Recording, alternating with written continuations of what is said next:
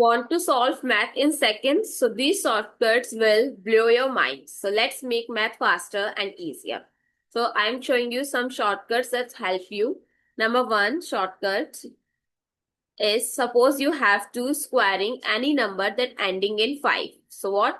25 square. So what you have to do, just square of 5, that is 25, and the first digit multiply with its successor. So successor of 2 is 3. Now 3 times 2 is 6. It's that simple. Now second, if you have to multiply any number by 11, what you have to do? Suppose you have to multiply 52 by 11. Just write 5, 2 and add the digit. 5 plus 2 is 7 and write in middle of that. I hope it's clear. Now number 3, suppose you have to divisible by 3 any number. You have to check whether it's divisible or not.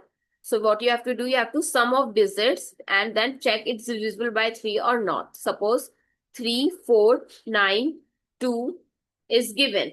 And what you have to do, you have to check it whether it's divisible by 3 or not. So just add the digits. 3 plus 4 plus 9 plus 2, which is equals to 18. And yes, we know that 18 is divisible by 3.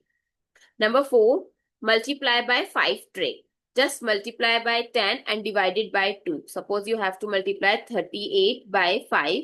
So what you have to do? Just multiply by 10 and divided by 2, which is equals to 190.